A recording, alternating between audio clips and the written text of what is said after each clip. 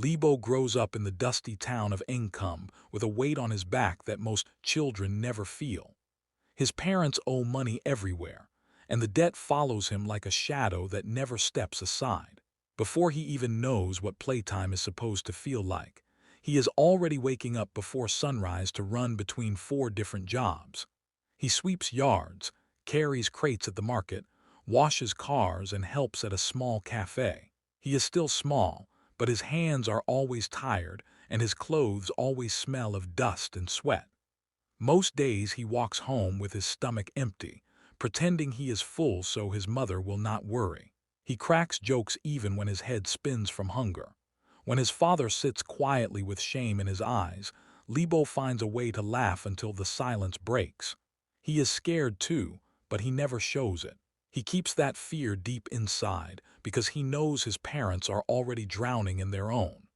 At night, when the wind pushes sand under their door, Lebo lies awake and listens to his parents whisper about money they do not have. He closes his eyes and tells himself everything will be fine, even though he has no proof. Every day he tries again, smiling at strangers, working until his muscles shake, doing anything he can to stop the debt collectors from coming back. He is just a child, but he carries their world on his shoulders and refuses to let it fall. Debt collectors soon turn Lebo's home into a place where fear lives in every corner. Their small house, once noisy with jokes and the sound of pots cooking on the fire, becomes quiet in a way that hurts. Every night the knocks begin. Hard, angry knocks that make the windows shake. Lebo's father freezes every time he hears them. His hands tremble so much he can't even hold a cup of water. His mother whispers prayers under her breath, short, quick prayers, as if she is trying to stop the roof from falling. Lebo hears everything. He feels everything. But he forces himself to stay calm because someone has to pretend things are still okay. When the collectors leave, the silence they leave behind is worse. It feels like the air is too heavy to breathe. Lebo watches his parents look at each other with tired, scared eyes. They try to smile for him, but the smiles look broken. So Lebo becomes the one who tries to fix the moment. He cracks small jokes, silly ones, even when his voice shakes. Sometimes his mother laughs, a tiny soft laugh, but it disappears fast, like she is scared to allow joy into the house. Every morning Lebo wakes up before the sun. He slips out quietly so he does not disturb them. He works until his legs feel numb and his hands feel like stones. He carries boxes heavier than he should. He washes dishes until his fingers wrinkle. He runs across the town delivering things, always out of breath, always rushing because he fears the collectors may return before he earns enough for the day. At the cafe, he tries to smile at customers. He tries to greet them with energy, but sometimes the night flashes in his mind, and he remembers the knocking, the fear in his father's eyes. His smile fades for a second before he brings it back. He cannot show the world how tired his heart is. He cannot show how many times he wants to sit down and cry. If he cries, he worries everything will collapse. When he returns home, he walks slowly, hoping tonight will be different. But almost always the knocking comes again. His father jumps. His mother holds her hands together and whispers. Lebo steps in front of them like a small shield, even though he knows he can't stop anything. He tries to distract them. He says something funny about his day, or tells a silly story from the market, or makes a face that used to make them laugh when times were easier. Sometimes they smile weakly. Sometimes they don't react at all. He hates seeing his father shrinking inside his own body, as if the fear is stealing pieces of him.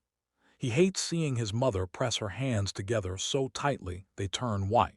He hates that his jokes no longer fill the room like they used to. But he keeps trying. He keeps talking. He keeps pretending that things will soon get better even though his chest feels tight with worry. The nights take a toll on him.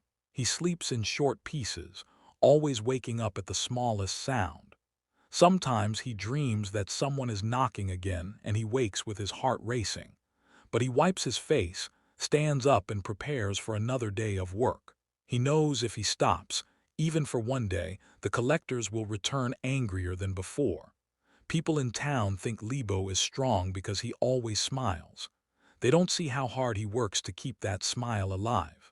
They don't see how many times he bites his lip to stop his emotions from spilling out. They don't see how he forces himself to tell jokes when he feels like falling apart. But inside that small, dusty house, Lebo becomes the light his parents cling to. Even when fear knocks louder than hope, he keeps shining, even if the shine hurts. After so many years of counting coins, skipping meals, and living with fear, news spreads through Encumb like a storm. People are shouting, running, calling each other from across the dusty streets. Someone rushes past Lebo at the market and yells that a family from his side of town has won the biggest lottery anyone has ever heard of. At first he ignores it. He keeps stacking crates, thinking it has nothing to do with him. Then another person runs by and says his father's name. Lebo freezes. His heart jumps so hard it almost hurts. For a moment the world feels silent, like the dust in the air has stopped moving. Then he drops everything and starts running home as fast as he can. His legs burn, his breath comes in sharp pieces, but he keeps going. Hope fills him so quickly it almost makes him dizzy. He imagines his parents smiling again, real smiles, not the tired ones that fade fast. He imagines nights without knocks, mornings without fear, meals where everyone eats until they are full. He imagines paying every debt back and never hearing a collector's voice again. He imagines his father standing tall instead of shrinking, his mother laughing without covering her mouth. He imagines all of them finally resting. As he runs, he tells himself over and over that this must be the miracle they prayed for. Maybe life has finally decided to give them a break. Maybe their years of suffering are ending. Maybe this is the moment where everything turns around. When he reaches his street, he can already hear people cheering. Neighbors are gathered outside his home, clapping, congratulating his parents. There is loud talking, happy voices, the kind of noise he has not heard near his house in a very long time. Lebo pushes through the crowd, sweaty, shaking, overwhelmed with joy. He sees his mother crying, but for once they look like tears of relief. His father stands beside her looking stunned, his hands pressed to his face as if he can't believe he deserves this. Lebo feels something warm spread through his chest. For the first time in years, the weight on his shoulders lifts. He rushes inside and hugs them both tightly. His mother hugs him back and his father pats his back with a shaky hand. For a moment they look like a family finally waking up from a nightmare.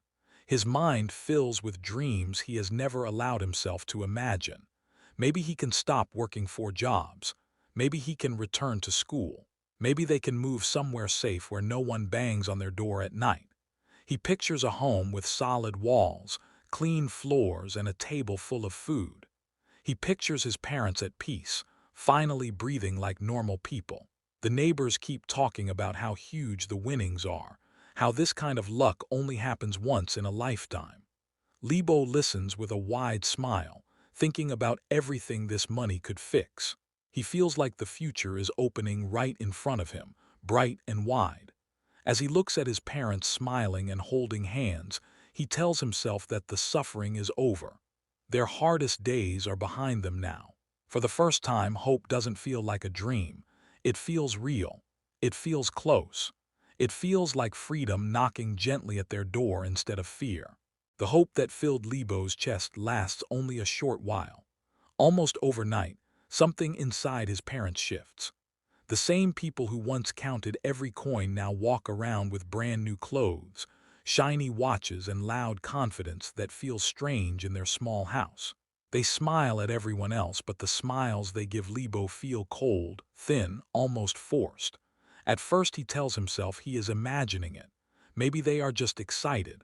Maybe things will go back to normal. But each day it becomes clearer that the money has changed more than their lives. It has changed their hearts. They start spending as if they want the whole town to know they are rich. New furniture arrives. Expensive perfumes fill the rooms. They buy gadgets Lebo has never seen before. They go out to fancy places in big cars bought in a hurry. But whenever Lebo tries to talk to them, they act like they are too busy or too tired. His father waves him away with a quick gesture, saying he will talk later, but later never comes. His mother avoids his eyes, always checking her phone or fixing her clothes, pretending she doesn't notice his confusion. Lebo watches them laugh with strangers but grow quiet when he enters the room. Sometimes he tries to remind them of old memories, moments they once held close, but they shrug and say they don't want to think about the past. The past which he is still living in. The past that shaped him. The hurt grows quietly, like a bruise under his ribs. He feels it every time they dismiss him, every time they walk past him like he is just another person standing in their way. He thought the money would bring peace, but instead it brings distance. A distance so sharp it stings. He tries to hide his pain the only way he knows how. He jokes, he laughs, he pretends everything is fine. When his voice cracks, he covers it with another joke. When his eyes fill with tears, he looks away quickly and smiles too hard. He learns to swallow his sadness before it rises. He refuses to break in front of them, even when the silence between them feels like it could crush him. At night, he lies awake, staring at the ceiling, trying to understand what he did wrong. He remembers how he worked day and night to keep them afloat, how he prayed for their safety, how he dreamed of a better life for all of them. But now that life has arrived, he isn't a part of it. He feels like he is watching his family through a window, close enough to see but far enough to be forgotten. He tells himself it's just a phase. He tells himself they will return to who they were. He holds on to that tiny hope even as it slips through his fingers. The laughter around him grows louder, but none of it belongs to him anymore. And each day he smiles a little less, though he still pretends, still fights to keep his heart from breaking open where everyone can see it. The betrayal grows even heavier when Lebo wakes one morning to find half the house packed in boxes. His parents move quickly, talking in short, excited voices, barely looking at him. He asks what is happening, and they tell him they have found a place in a wealthy district far from Income. A big house with tall gates, soft carpets, and rooms so bright they don't need sunlight. Lebo's heart lifts for a moment, thinking he will finally live somewhere safe with them. Then his mother says the words that hit him like a punch. He will not be going with them. He is grown enough to manage on his own. They say it lightly, almost like they are giving him good news, as if living alone in a dusty town full of memories and fear is something he should celebrate. Lebo stands there frozen. He waits for them to explain, to laugh and say they are joking. But they don't. His father pats his shoulder in a cold, distant way, saying he should learn to be independent. His mother tells him he will be fine, her eyes sliding away from his face. They speak like people talking to a stranger, not their son who carried their suffering for years. He wants to ask why. He wants to ask how they can leave him behind after everything they lived through together. But his throat feels tight, and the words don't come. They load their expensive luggage into a shiny car. The neighbors watch, impressed by the riches, blind to the heartbreak. Lebo stands on the side of the road, not knowing what to do with his hands or his face.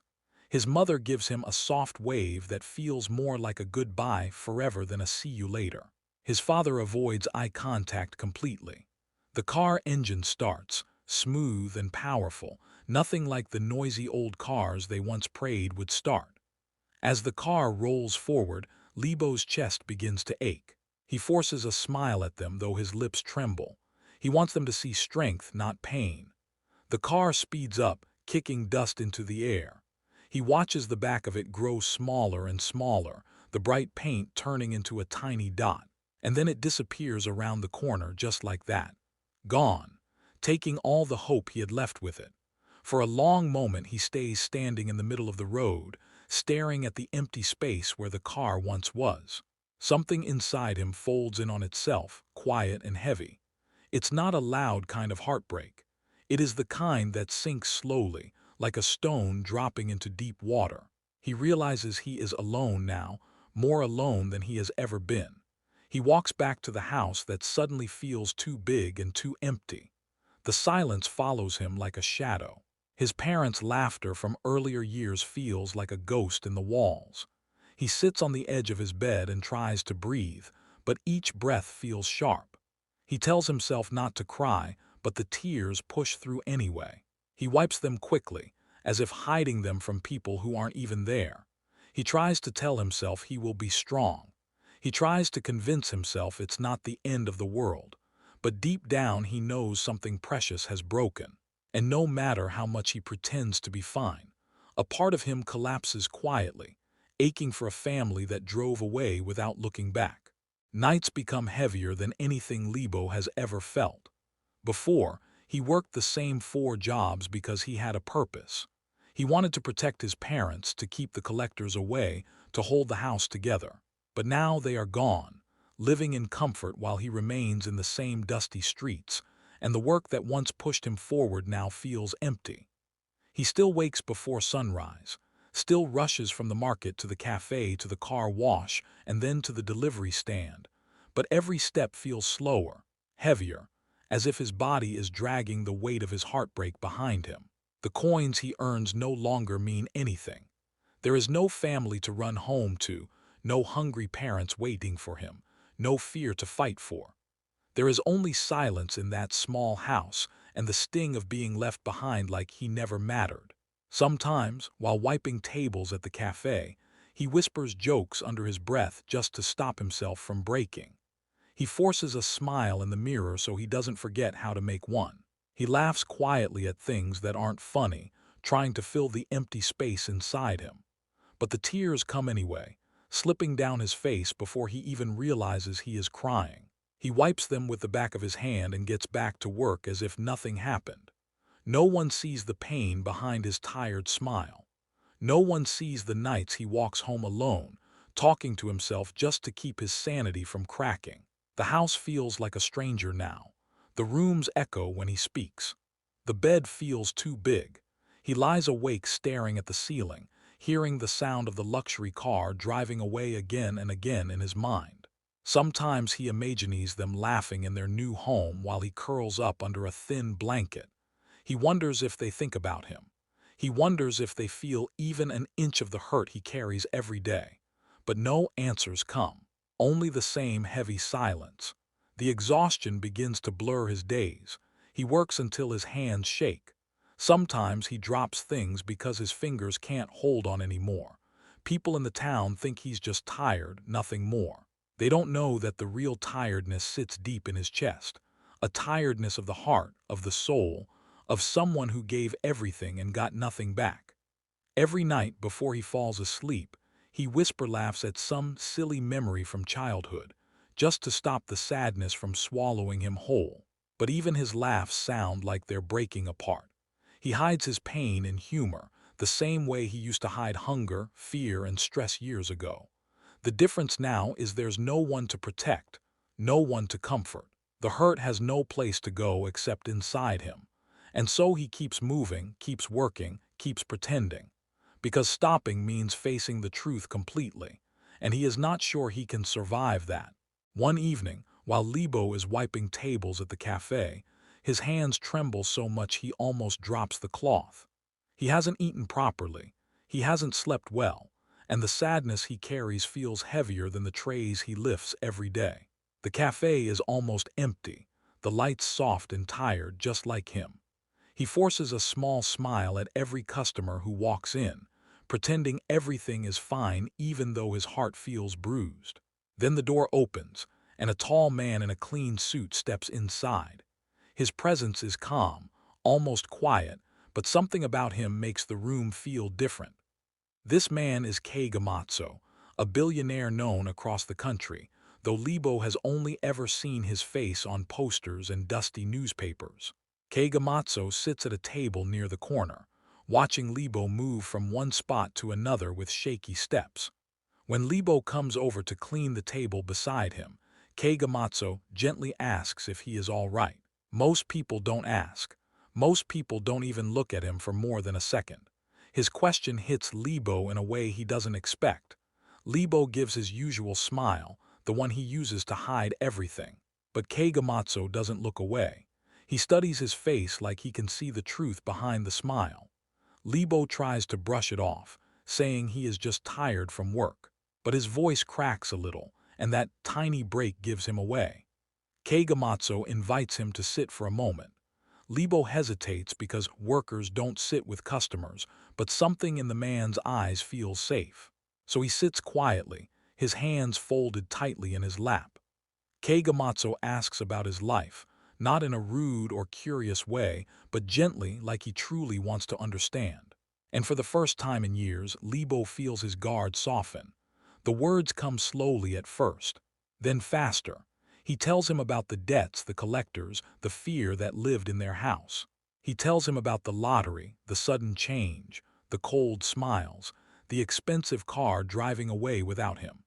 He doesn't raise his voice, but each sentence feels like pulling out a thorn from his chest. Keigamatsu listens without interrupting. He doesn't pity him.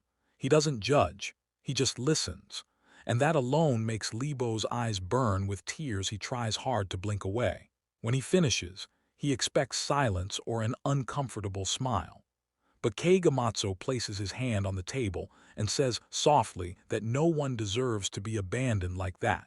He tells Lebo he is stronger than he realizes, that surviving all of this shows a bravery most people never learn. In that small moment, something shifts inside Lebo. For years he has felt invisible, passing through life like a shadow nobody cared to see. But now someone powerful, someone respected, looks at him like he matters, like his pain is real, like his story deserves space. When Lebo returns to cleaning, his steps still shake, but his heart feels different. A tiny light glows inside him, small but warm.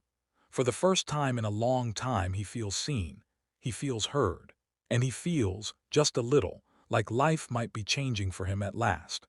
Keigamatsu doesn't leave things at kind words. The next day he returns to the cafe and asks Lebo to step outside for a moment. He tells him he sees potential in him, a fire that survived even when the world tried to put it out. He offers to guide him, to teach him, to give him opportunities that Lebo never imagined for himself. At first Lebo can't believe it. He wonders if it's a joke, but Keigamatsu's eyes are steady and sincere. So Lebo says yes, not because he feels ready, but because for the first time someone believes he can be more than his pain. Keigamatsu helps him study, helps him grow, and opens doors that once felt locked forever. Lebo learns fast. He works hard, harder than he ever did before, but this time the work has meaning. Slowly he builds a new life, a life where he is respected, trusted, and valued. His confidence grows. His kindness stays. His strength becomes quiet but steady, like a calm storm waiting behind his calm smile. People begin to know his name, not as the boy who worked 4 jobs, but as a man who rose from dust with dignity. Then one day, his parents appear again. They walk in wearing expensive clothes, pretending nothing ever happened. They smile wide, asking about his success, acting proud, expecting he will share what he has earned. But Lebo stands firm. He listens politely, no anger in his voice, no tears in his eyes. He simply reminds them of the day they drove away, leaving him behind without a second look. He tells them he has forgiven them, but he will not let them use him. His voice stays calm, steady, powerful in its softness. And for the first time, they see the strength of the son they once abandoned. They leave quietly and Lebo stays standing, unshaken, finally free.